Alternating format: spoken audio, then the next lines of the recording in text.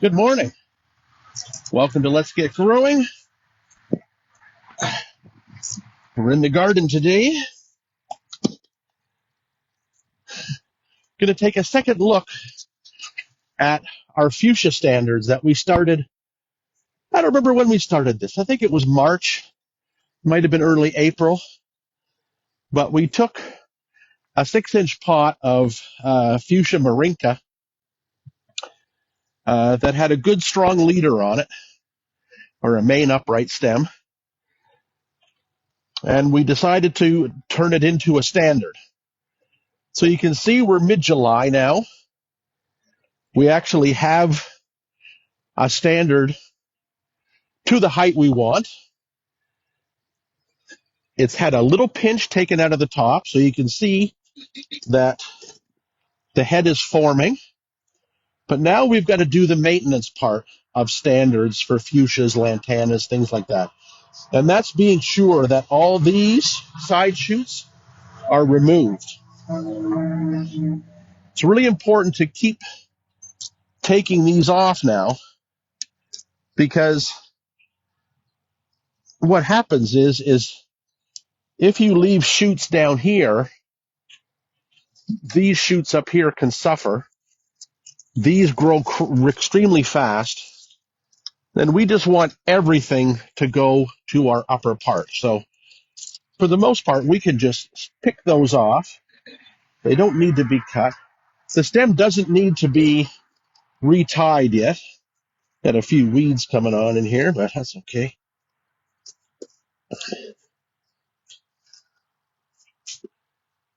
So the stem doesn't need to be retied right now. It's fine. It's going to bulk up as the plant grows, but we do still want to get rid of a few of these shoots here. So we'll just nip those off.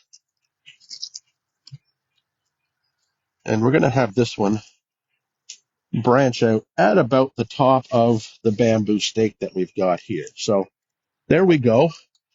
Now we've got our tree started. Very, very simple. Marinka is a nice densely branched one, but you can see I've pinched it a couple of spots. Then I'm going to pinch it again just at the very tip of the new shoots, because we want to form a really dense, full head. So now we're sort of mid-July. We've got all season now for this to grow. By the end of the season, this should be a pretty good size head to have on our standard. And now we're going to add it into the potscaping here at the front door of the house, because we might as well. It's blooming. It's growing well. It's coming right along. Still a little skinny, but still looking good. So he's going to get added to the potscape.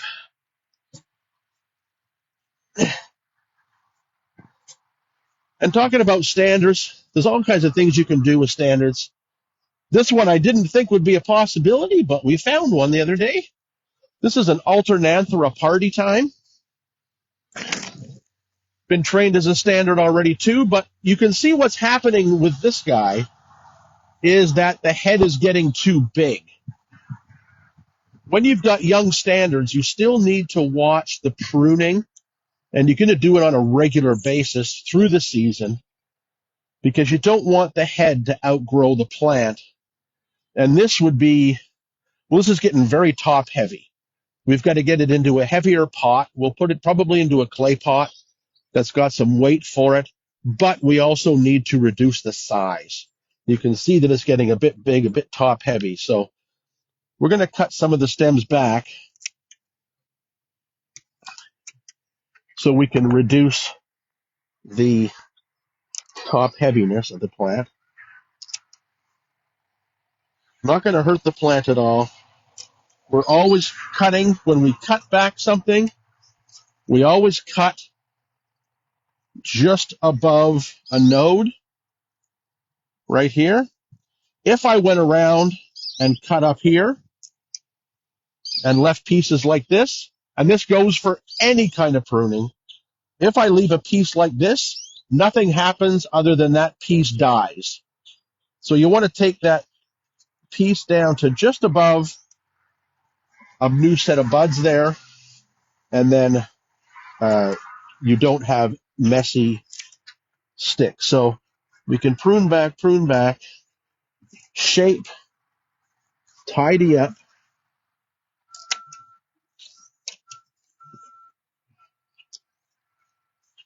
Some really big ones going in all different directions.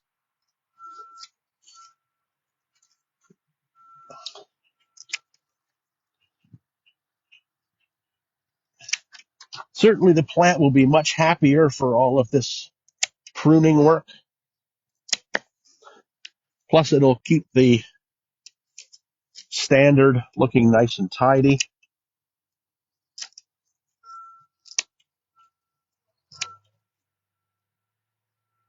There we go. We're sort of getting into shape there now.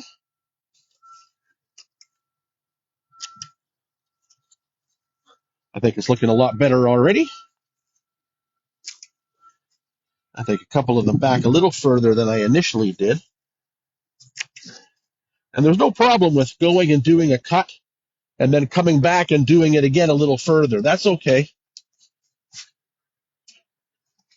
There we go. We're getting into a nice tidy size here now. Pardon me? What can you do with all those cuttings? Well, the nice thing is if you want, if you need a few dozen alternanthus for your containers or a houseplant or anything else, they can be used as cuttings. You just have to remember that, if you're just taking off the top bit, you might not get a cutting, but you need to take off a piece that looks like that has 2 or 3 nodes, and then you can cut below a pair of leaves, strip off those bottom leaves, probably nip off that second set there, and there you've got your cuttings. Easy to root. You can grow lots of these things, share them with friends, whatever. It's an easy plant, this alternanthus. So there we go. We're looking a lot tidier already. The plant will be much happier. New growth will come from the middle. It'll be dense, and the plant won't be top heavy anymore. How's it looking from that side? I think it looks pretty good. All right, so we will put this into a bigger pot, like I say. It was just in a 12-inch pot from the grower, so it still needs a little bit of repotting in that to get going, and probably a little bit of trim here and there. But it's a fast-growing plant, so it's a beautiful one for containers for the topiary. I didn't really think it would be, but it's an awesome one.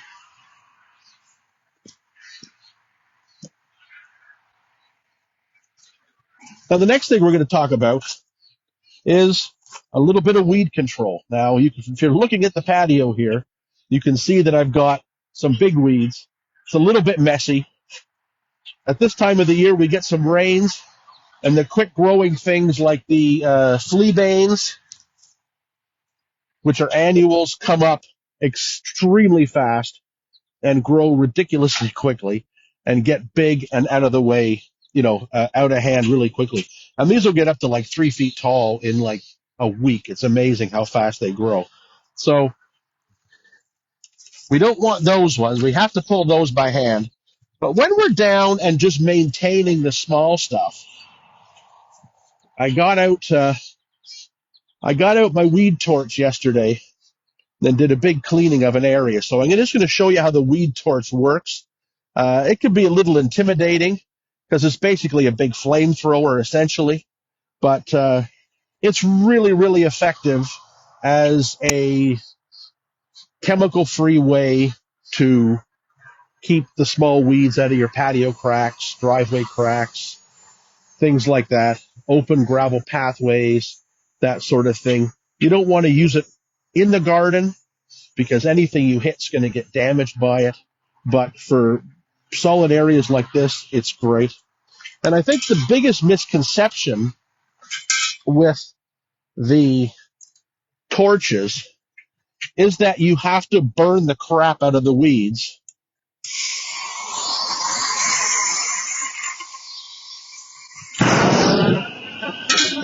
Is that you have to really burn the crap out of the weeds to kill them. And you really don't. All you need to do is get your torch going and just a couple of passes, over the weeds. We're not burning them up,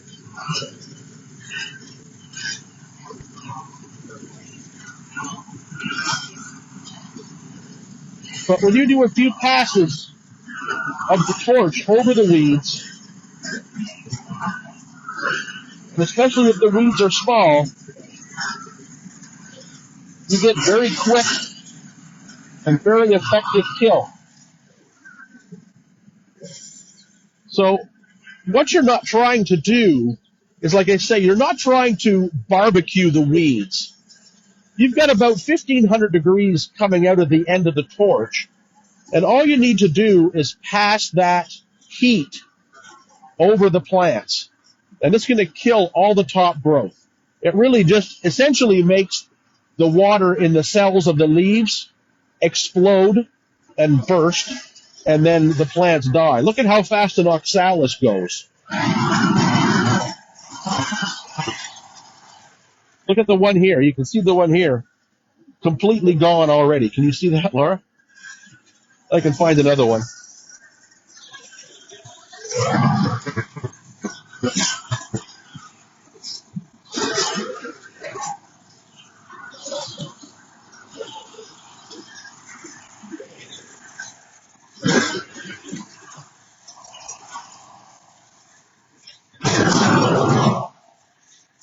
Things like grasses, like crabgrass and things like that, again, they'll be exploded too, and being an annual, crabgrass will go really quickly. Why I pulled those few big weeds to begin with was because if you go and you do all the big weeds, you're going to kill them too, but then they're going to stand there for a week until they fall down. So you don't want to do that. But where you've got little weeds coming up through the cracks, the torch can be an extremely effective method to get rid of them. I'll turn that off. Put out that little fire there. And just to give you an example, if you look at the stairs behind us, can you see those stairs? Yeah. The stairs were covered in little weeds before I torched them. And now already, I think they're 48 hours after being torched. The stairs are basically clear. I could give it a little bit of a sweep to get rid of the dead debris. And it works really, really well. And it's a little bit of fire, a little bit of propane. Easy to do. And a great way to control those small pathway weeds, patio weeds, things like that. Also great for the person who doesn't garden in your life. Send them outside in the garden with a torch and say, get all those weeds out of the patio. It's perfect. So it really does work well. I really like it. I used about a half a tank of propane, and I did probably a quarter of an acre of gravel pathways and things like that with it. So it's pretty cost efficient and a great way to use it. We got this torch from Lee Valley. This is their big one, and super easy. You just be careful you don't get in or too close to plants that you want, because you can damage them. So keep it to the patios, things like that. Don't use it around mulch. Keep it away from ornamental grasses. Grasses can light up pretty quickly. But you can see, I mean, I did that little area there. There was even some debris on it, and it didn't do much of anything because we're just more than flames. We're using the heat to kill them. So there we go. We got any questions coming in today, Laura? I have a few, actually. Oh, good. So Michelle just purchased redbirds in a tree. Yes. Can you advise any special requirements that it might have? I've got one sitting in a pot too. So redbirds in a tree is a plant called Scrophularia, and it is a highly recommended plant to garden with in places like Colorado and Denver, sort of high desert conditions. So that's going to give you a bit of a clue as to what you want to do with it.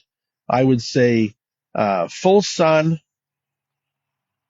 excellent drainage, and probably the key with a lot of these plants that like xeriscape type conditions is dry in the winter.